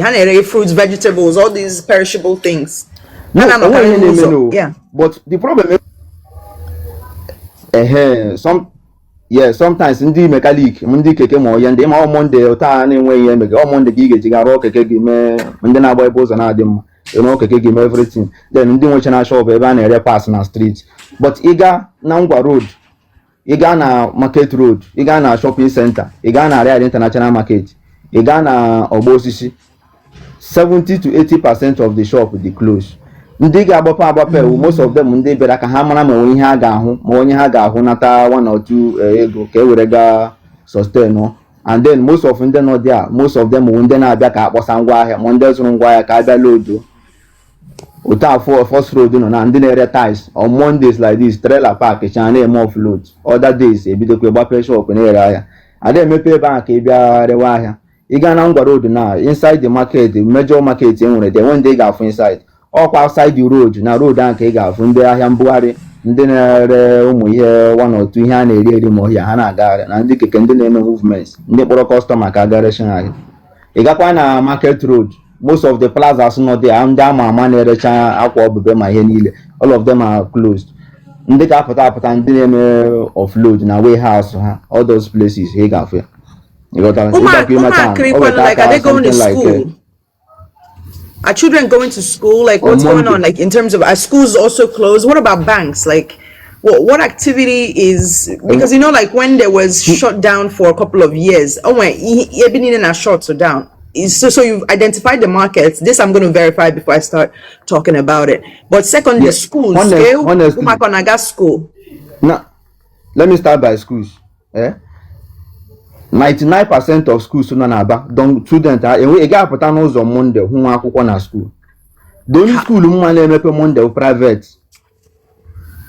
school nke ahụ na ebe this Cubana exclusive on that private school ọkwa government school ndị ahụ pụtara that ị ga-akpọta ụmụ gị on Mondays ya private school. Ị bịa na Aba particularly ebe nwere population na Abia State enweghị school na-emepe, enweghị government school, even private school na-emepe on Monday apart from that one particular school mgbafere there one Monday ka nna afụ ndị mmadụ gara na mgbede na-epik ụmụ ha na school masị okay naanị school a na-emepe because ị gagodu ọsụsụ primary school ọ dị emepe, ị ga Umode primary school ọ dị emepe, ị ga Ngwa Road ele school, ị ga Ọhanko ele school ị ga-afụ na Abia steeti na-emepe nke Osisi Ọma ka nke Ụrata ka nke flyover ka nke Port Harcourt Road enweghị ebe ị ga-afụ dị a na-emepe. Ị ghọtara na enweghị school na-emepe on Monday. the only place school ị ga-ahụ ihe dịka 2 or 3 school na-emepe, but mostly wo private. Ị gaa n'ụmụahịa na n'ime town, but ị gakwa na school oge ezogosi na azụgodo 50 na class, ihe nwere ike ịbịa 7 or 10. Amepe school ị ga-ahụ in the afternoon around 1 or 2, but let me say something like 1 o'clock or 12, because sometimes m ọrụ na FMC ị ga-ahụ something like 1, 2 or 12 they will close early, ụmụ school na-agafesi. Ọ n'ụmụahịa ka ị ga-ahụ 2 students on Monday n'ala school. Mana ị bịa na Aba, just kwurugodo ọtọ from 8 o'clock in the morning or 7 o'clock in the morning till evening, ị ga-ahụ nwa school ga-agafe anywhere. Anaghị agụ school on Monday na Abia State. Enweghị nwa akwụkwọ na-agụ school on Monday na Abia State. Ụmụ my sister ebe emepere na private lesson, a na-abịa na ya adebe na-akụziri ihe every Monday and Saturdays. So then another thing another question e jụrụ school and the bank. Ọ jụrụ maka bank. Now bank niile nọ na Abia State, olese nwere special thing ị chọrọ ime na bank, ma ọ bụ imere call, ịkpọ call, ị chọrọ ibebata ezigbo ego, ego irere the whole week or something, ị ga-bute na shop ma something, ibi inside ka ibi ha, enwere ike isi n'azụ mepere gị ntọ gị ịba. Mana ịbịa na Abia State a na Aba na enweghị bank ị ga-ahụ na function very well, enweghị bank na function. Ị gaa na bank, even ma gate niile everything na dị lock, ndị nke nwere gate, gaa na first road niile ahụ enweghị bank na-emepe na first road. Enwe ikpo n'ọnụ before ị nweta call, so that ama whether ma ị ka nọ na that line of thought, so that ka ị complete ya. Ama whether ma ị ka lote ihe ị na-ekwu ka I move to the next one. Ị ka lote ihe ị na-ekwu. Okay, ihe m chọrọ ikwu that next time wụ maka infrastructures enwega na Abia State. Then mgbe a na-asị gị na arụcha na ụzọ nọ n'Aba, let me tell you the truth, enweghị 414 road arụ n'Aba. They told you that arụ 414 road, gwa gị kilometer law, but they refuse to mention the roads. The government, this present government of Alex Oti now, a ga-apụta sị gị na arụrụ ihe, hapụ mention ya, because they like to boast about it and a lot. Jogodo anybody who a fan supporter of Labour Party in Abia State or Alex Oti, see okay mention no give 50 road Alex Oti road in Abia State. Let's state it the way it is. 414 road. Gbam onye ọbụla wụ a supporter or onye si na Abia State adịla mma ma ọ na ndị arụgo ezigbo ọrụ as they are promoting on social media. Show me one road dị mma na Aba, m ga-ezi gị 11 na-adị mma. Show me one road na-adị mma, m ga-ezi gị 11 na-adị mma. Because when I come to think about it, ele ebe ụzọ ahụ dị mma, ịkpa ha aka n'ọnụ na asị gị na ọwụ Port Harcourt road, they have renovated Abia road, they built Port Harcourt road na arụọ na Ọhankụ, arụọ na Obuohia road. Ọhankụ na Obuohia road ka ebe arụkwara ya. Igbo Obuohia road gbakwa na Nkwọngwa, from that place adịla spoiled, enweghị ihe ị ga-anwụ, ichi isi down mmiri erie gị. Gawa bụ ya ma na anụ maka Bonsak bread, side ụzọ Bonsak ahụ ị ga-ahụdo ụzọ isi agbada side. Ụzọ Obuohia ahụ kwụsịrị na Nkwọngwa market. Ngwa jee nke Ọhankụ mee ka isi that side aga Ndọkị, arụkwara ya halfway.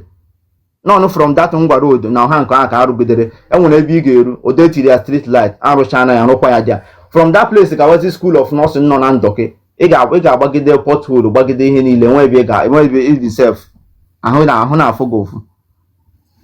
Ụzọ niile ahụ asị gị arụrụ na ọkwa ebe ndị mmadụ bi too small, rụọ ya tii ya street light. Ngwa gbazie dandan ka ị cross ya the other local government, you cannot cross it. Zima another road arụrụ na Abia State. Let me say Zima another road arụrụ within Aba. Yeah, another road arụrụ within Aba. Ọwụzọ eke Akpara, they awarded that road.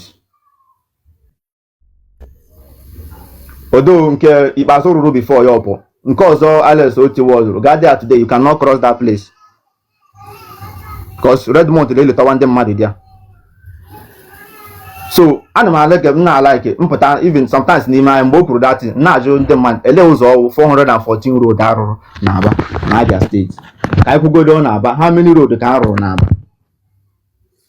because enwe street dị mma Abia enweghị ụzọ. Honestly, development ụkwanụ, let me say one of the things na-ebute development iwu road. Ọwụ na-arụ the whole road nọ n'Aba including streets. I don't think na ga-enweze problem na Abia State. If you go now, but it happened the major problem ndị Aba na-face. I'm happy you much about the flooding because enweghị ụzọ arụ including the Port Harcourt road, Aba Owerri road, First road, ka ebe nke ọzọ ụzọ ndị nke jete mma ịgba na dry season ma ọwụ na anwụ na-eke. All those places now, mmiri zoo, you can even First road, you cannot pass there. O nwere ebe ka anya na pass road, First road ga-edanye na gota. You got now lay this Orata road, this Julius Berger road, Port Harcourt road. But how much will it cost to do that Orata road? Now people are responsible for that Orata road, not the too bad. Even if you know Orata, almost all of them are popular. They don't use that road. I hear to Shishan also. You got road Ibazu grade the road before your. So currently now, when people started bashing,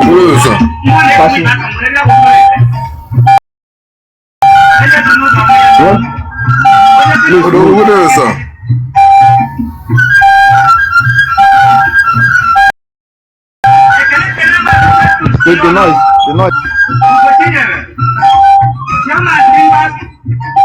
Turn off your mic, God's will. Turn off your mic. Mute yourself. Goodwill, mute your mic. Mute your mic.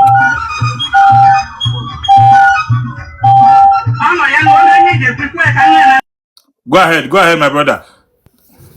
So, the issue of this Orata road, when Ibatan Orata road, recently people have been complaining about the state of Orata road. What they told us is that Hachorero pipeline, like a tunnel, got passed through Orata road. I don't know the tunnel in Aro, many Garo and the mad was on Hashaga. Or wouldn't name when ever tunnel Lunaga, and a buozo, a wood tunnel, a passer, but Unaro Hoso. It seems in our 80 something thousand tunnel either are connecting minute to 5 and I pass on Rata or Yaro. People know they are Papa China, who's in Agadia.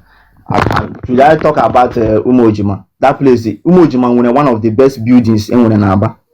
Let me tell you, Gbam, the secret non Aba now, 80% of Inhebi Aba, every inside town. In my side town, Market Road to Jubilee. All those places. He got those places. He got offices in the barrister, in the teller offices. So many companies in here. All the flat rent out. And when they be there, the population been about. He got Angwa road. He got this Lihana Obo Hill, Bagowe. He got Umode Umojima. Let me tell you, 60% of population are about Umode and Umojima. On your bolabi about Joy with how congested this Tony Mass Junction now every evening or every morning people Gawaya. Millions of people need see that place again. But he got this road now, and when he got those streets now or those places now, and when who's on the Madushaga or Blue Audio, Tony Mass, Gawa Mo, the one in Moto, Ishia, all those places, and when who's on Madushaga, those places, but population be there with millions of people. Umojima, one of the best house, one best flat. Mega one even if my flat, if you lean in Obodo, on Umojima, when Umojima, one of the biggest hotel in about less world. So, on a man, a little problem Abia State, they leave the major things to get help for life of people. Life of in a corner airport and a cook where Apamedis. In a corner airport and a cook where now. In a corner airport, Abia State needed. Because Eminem, boy, like camera, please, if you want to join us. Eminem, please, on your camera, if you want to join us. Please, so, Apamedis, in a corner airport, and I run now. I did mobile busy, my brother. And I didn't know. I did mobile busy, man. I'm going to buy the camera. In a sena airport, and I run here, I need it now. Na Abia State. Open up need. What do you recommend? Go ahead, Apamedis. Okay, thank you very much. Normally, Abia na Southeast and Aba being one of the biggest commercial cities in the Southeast, they need the airport. But before that airport, and when some things still necessary to be done, I don't see it now make sense. Now somebody gets over there, you will land the airport. Since you ba ntia or bakwa this Obo Hill or the Omahia Road, Bataria and Neogumili. It doesn't make sense. LB by email the business inside town, inside the area. Does it make sense? Airport to the necessary. Even if you roll that airport today, because most of the flights I gonna take, our people will still go to Lagos. The only important that thing game is only when they go directly to Aba. Okay, easy. Because most of the importers now based in Aba, they are multiplying. Then all cargo. But even a normal commercial flight, international flight, all these things, our people, Madolene book in Kanambra, Madolene book in Enugu State. To me, if I'm the governor of Abia State, I won't invest in airport. I go Okwa West, Okwa East. That one part of Abia State, local government in Abia State in oil. I will build one of the biggest, like the one Hope of them might build in Imo State, gas plant. Ego gas plant in Abia State in the next 4 years. I won't know the 4 years on raw gas plant. Ota hope see in Abia State. Or at least 1 or 2 extra power plants. Ego in Abia State. Airport again in Abia State in the next 10 years or 15 years. Now in the world, let me say in Nigeria. So I would have invested that money in gas plant, one of the gas plants. Abia State in a modular refinery. I would have invested and built a modular refinery in Okwa East and Okwa West. I have not even talked about the road condition on Okwa East and Okwa West. They live in 1990, 1980 something. Very bad. Gawa School of Health, because I'm also into health. I got so many health schools, even from FMC to other places. I won't know insecurity now in Okwa West. The police station na Azumiri take care of. Even Ibru bike, Igebu he lost of Mozo Rebi and Agarobe because of bad road. I'm one of the victims. The one thing during OKZ Bazu, I was kind of only 2 policemen that time. They deleted my Facebook account during it Bazu. Because that was 2016, 2017. Then, you know what happened? My mother, I have to move all the way from Abia, okay, that time, Lotaro Aba. My mother, she was very sick and down. So, only Kekebuya from my hometown, Bupatai Banana Junction, now Oge Buke Abiawa, now Woke Moto Hanwotre, Nambra Abiawa. I have to leave that place, Bao Shatta, from Aba to that place. Ogemuru Banana Junction. I have to pick up my mother, Ruta Aba. Immediately I reached Aba with my mother, but she was vomiting, all the la very down. At that time. So I went to Caliph Hospital, Nona Eliana, well, Caliph Hospital, Nona gas line. So I bagly up with that night to sustain in the morning. I say buy gaga for this kind of treatment because Obago banana and everything. I buy gaga for this kind of treatment one Shangwa. That early morning, after 8 o'clock, Dr. Biafushan said I move out on the Changwa Mescan. Makandoshan and on a hospital at that time. Mom, I moved my mother from there to Obo Hill. Shata Keke. Kamburu my mother go on the Changwa. Imambenji route on the Changwa hospital around 6 o'clock in the evening. Because of Ozo, Emecham where we borrow my mother cross her with us from our soul on money because she can no longer walk. Bring my mother cross her and when they book cry, I have to drop my mother there. Buru we Bugara, those people not at that place because on machine get boogie road there and then Hassan and was a hash across. Aquami and Azo coffee, nana one woman there we borrow Buru my mother. Wow, Ozo cross that road. Gable somebody I want to walk at where my mother ten or kada move for. I was another place. We have to trek up from this woman now. And we motor now about that place that time. From Obo Hill to that on the Changwa hospital. This thing happened during OKZ Mazo. Nobody care about that road. That was when my anger started. So about the bad condition in Abia State, the bad road in Abia State. So Another thing is this airport now, Anaru, will benefit Abia State, but it will take time. There are many things to invest in. Ịrụ area that tantam Okamma Karya International Airport. Ịrụ gas plant na Onitsha Ngwa, Okamma Karya International Airport. Ịrụ modular refinery in Abia State. Abia State are one of the places ana produce petrol. At the Ogodin big refinery, modular refinery.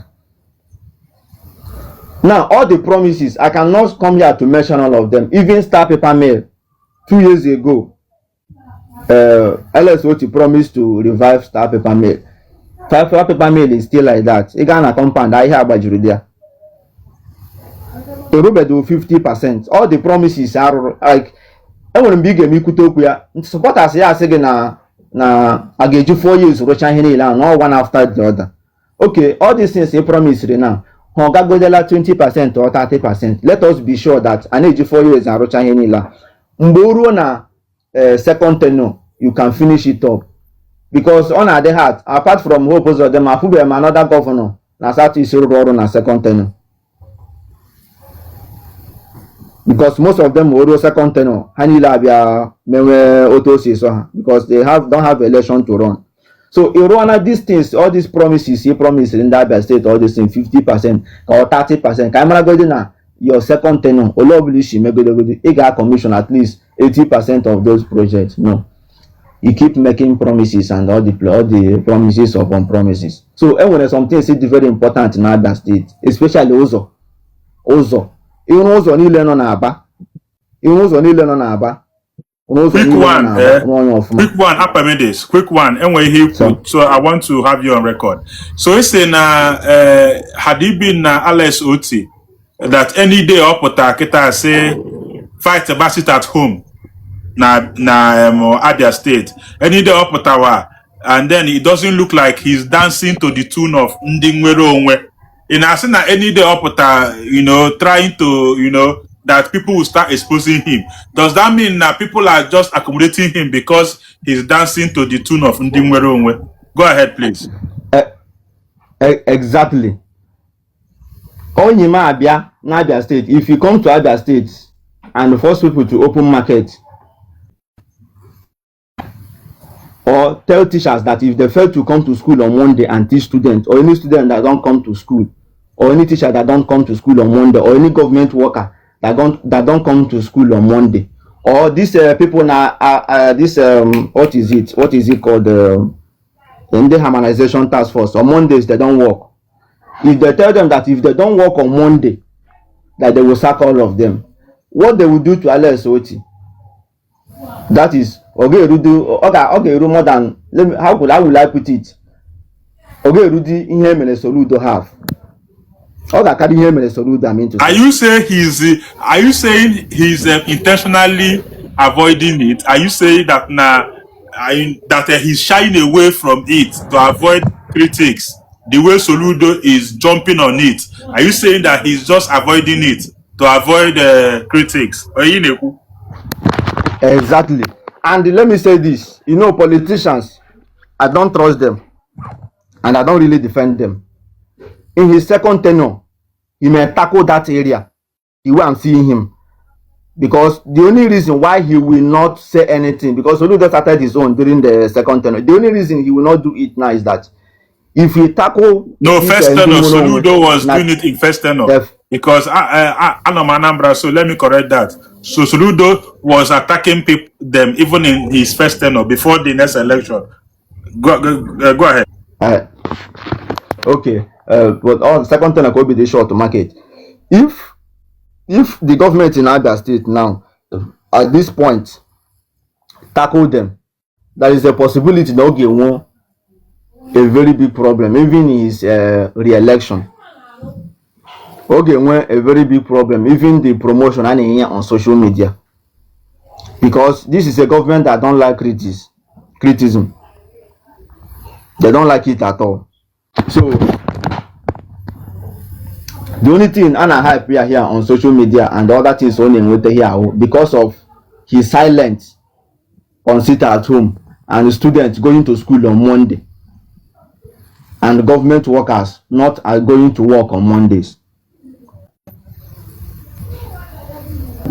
As onye no Aba, because you are already you have established that na inwe business na Abia State.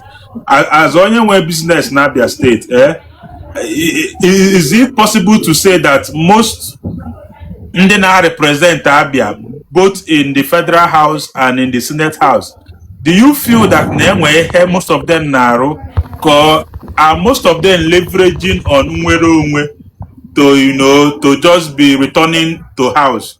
Because watch when ndị na na court, when ndị bụ no also na court appearance kind of do you think that most of ndị na-represent Abia, both on Federal House and Senate, they are just leveraging on just nwere onwe that they want anything tangible ha na-arụ? Go ahead, please. Okay, thank you very much. When you look at their performance, there is no reason to re-elect those people. So, especially 90%, I will tell you that 90% of people in Abia State are people now very emotional. And if you're a very good politician, you have to play on their emotion. Any day you play against their emotion, even ordinary to join another political party, especially if you are not from that area of Ohofia, Bend, all those places, or when you with somebody, then we hear now, and you are a politician, you don't want to play on their emotion, like E.G. they're re-elected. You cannot be elected. You need to play on their emotion. 90% now they emotional very well. So all local governments like Ojo Sokalo, Bend, like those places of this thing, deputy speaker. Now, A will be. They don't do emotional things. But if they are within these places of Omahia, Aba, Obiungwa, Okwa S, especially Obiungwa, all those places, they do on emotion. They do things on emotion. On a LB population naga. Let me not talk down on people, but at least on other hand, if one get reason out of the box, saying what is right, what is this? Okay, about saying no about no blame them matter not support very well now. To me, my neighbor who a very strong supporter of Alex Woods, but I'm going to my old shop daddy later before me days already. I'm not going to work on him. Manager na oge vote kwa Alex Woods. I think oge vote and I got run high bar second turn. I was laughing. Oh, we are not even memory. Even Ocho stool OG MSF. Many about 1 item boot to open. This thing just happened on Friday because there's one minister on Friday. If you're saying all these things about Alex Oti, why is there no opposition in Abia State surviving? We heard Senator Ojuzo Kalu say that Alex Oti will win the next election, even though he's in APC. So if Alex Oti is doing this bad, like you are saying, why has he destabilized opposition in Abia State? Opposition is not alive in Abia State. So why is that? If you're saying all this is about him, go ahead, please. Okay, the problem of opposition in Abia State is that they are divided. Opposition are very divided. And another thing in Abia State is that, like I said before, all people name right? So when you know based on or when you're in opposition, you can gather a lot of support. Especially when you're on a constituency or zone no Aba, Omahia and other all those places. But problem Abia State when opposition. And most of the people feel in a hand with the strong mind and strong will to contend with Governor Alex Oti, they later withdraw. Had it been they move ahead with their ambition, strongly believe in it, there is possibility they can defeat him. There is a possibility that can defeat him.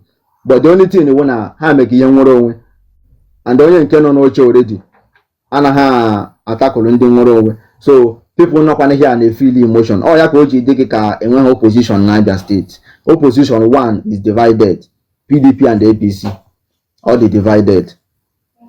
Secondly, strong men that are supposed to run for the office, they just want to let it go. Can actually another place. They didn't tackle it well.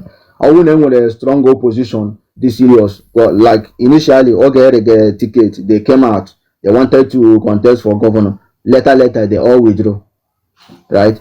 But I want to tell you one thing. I wanna somebody like Uche Oga, because when that trend was moving, because of that support, everybody want to ride under Alex Oti and their emotion and other things based on Abia State and other things. That all of them who question opposition to him, question speak out. All of them now went into they come to Labour Party. Or this okay, where's the opposition? They want opposition in Abia State, but they are divided. And secondly, people questioning Aaron for election, that office, they capable to challenge him both in qualification and other performance. They all withdraw for other ambitions. That is why in Abia State or DVK opposition. Thank you very much. Biko onye na-abata choice oyere anyị nyabanyela anyị kamera on ka anyị anụ anyị na mmadụ na-ekwu okwu apamedis na-ekwu okwu anyị afụghị ihe before now ọ na kamera ya na-enwe issue and we needed to hear what he's saying. So ọrụ onye ya na mahadu, put on your camera on for us if you want to join us, please, so that we will take your questions. Eweli wanya chiti camera on, okay, hold on. Okay. Are you up to 1,000 followers? HM. Okay. HM Namero 1,000 followers. Can you confirm that you are the one on your profile? Of course. I'm the one on my profile. Choma, can we permit some people, if we confirm that they are the ones on their profile, because they may have something very tangible to say. Just sometimes it's there. Just click on the thing that has two heads and two shoulders on the bottom side. No. If you're not up to 1,000 followers, TikTok will not give you access. Yeah, I gotta be on live, but on my account also, because my whole thing is I hate breaking rules. They break a rule now. A rule, but also a break here. But it's up to you. You see me that I'm speaking. I am a co-host in this room. Before you at least know that a human being is speaking. So I'll tell you. Thank you. Now I break this rule now.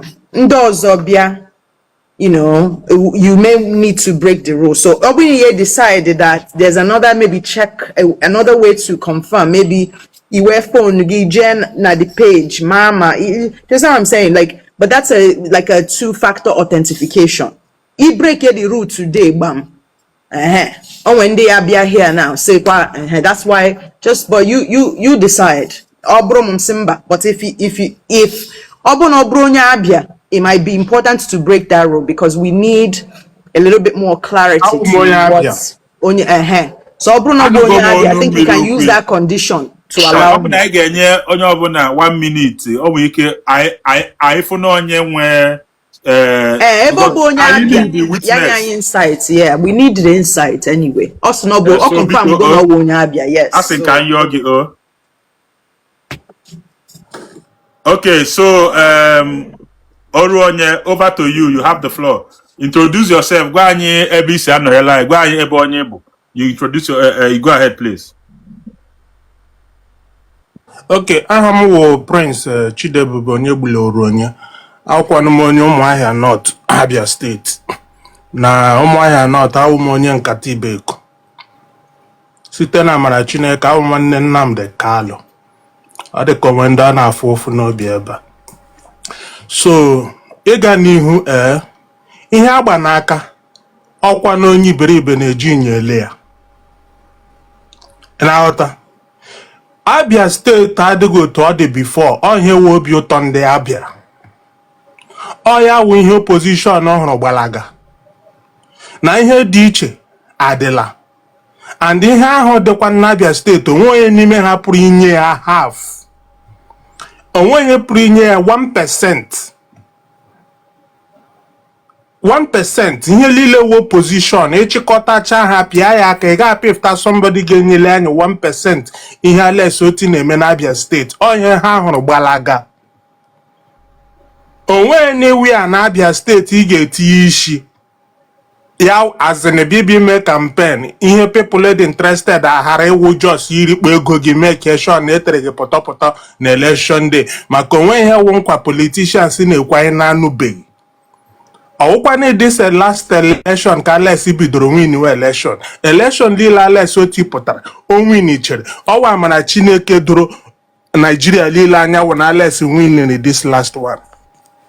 So ihe awụghị mana Chineke gị mechara anyị abịa were tie epele. Not to talk of the fact that no a governor this so down to earth that he allow people to do what they want to do. On the way my brother Kuroku last year, but I adege care. You won't force us to do things the way you want us to do. We are a people. We have our free mind. Alex Oti Potara on the issue of sit at home, ya said that na onye ọwụla dị free ịpụta ahịa on Monday. Mee ihe ọwụla mashiri ya on Monday. Na nke isi na a na-eme sit at home enforce na ọ pụghị ime na Abia steeti na onwe nye ọwụla pụtara ahịa mmadụ agbọ gị taa na gị kpọọ ye steeti contact ị ga-akpọ. My brother Kuroku will bear you witness that no more here when he had a sit at home no more here. Right from the time he declare he sit at home. And they may observe no more here. Owoge makana police juru anywhere. O makana agro di onya wala na cho ihe ọ ga-eri so nwa ya wala ga hapụ ihe ọ chọrọ ịchụ afọ ya ga n'ọwa n'ụlọ doing nothing. Mgbe ha nọ na-eme enforce mana ndị na-eme enforce na-eme ma n'Imo steeti ma anywhere. Ị ga-ahụkwa ndị ji ya na-agụ nkwadata na Nnamdi Kanu shi Ụmụahịa but ọsọsọ Ụmụahịa ndị na-eme sit at home. Ụmụahịa ọwụ na Abia steeti ka ọ nọ. So it is what the people want. A wise governor will dance to the tune of his people. It is a foolish governor that will force his people to do what they don't want to do. You are there to serve the people. You are not there for the people to serve you, to do what you want. It is what the people want that you are supposed to do. I will agree with him on the area of the airport.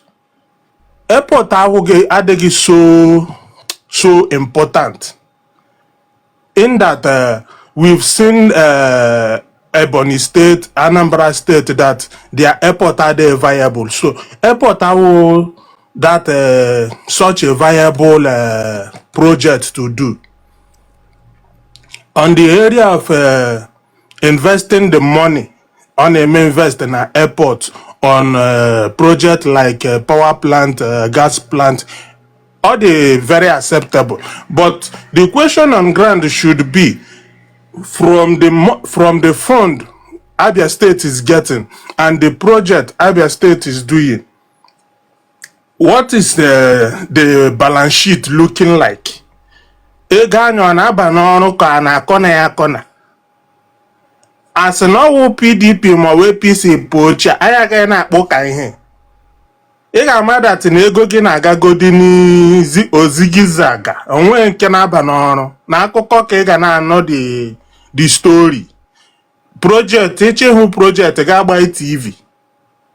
But ịchịhụ project na Abia State ga-agagharị. So ya wụrụ ya onye ejikwela les ote atụcha ya bara biko ọ arịrịọ m chọrọ ịrịọ. Praise, hold on, we have questions for you. You know, when the last speaker was speaking, if you were paying attention, he was calling names, he was calling streets. What are gonna I ga like one ka ịkpọchakwa n'afa enwekwana na ihe ọjọọ sị isi na Alex otu alụgo ihe a ka ihe ọrụ gwa anyị ebe we can confirm. Then on sit at home, you made mention that na governor, a sitting governor, executive governor of a state, but I say ihe ọbụla so gị mee on Monday. Ihe ọbụla Exactly. A sitting He governor. made that statement. He made that statement in Ariaria. He came with Manda Mio, Manda Poniso, Manda Ngini, because there was an incident that happened. Yes, somebody was kidnapped in that market. Within Okay. few hours, Do you agree rescue that the man. asebe onye ọbụla ihe ọbụla chọrọ ya ihe ọbụla sọrọ ya anya mee, do you know that we may not be needing government? Ọbụna onye ọbụla asị ọbụla ihe ọbụla, because somebody said here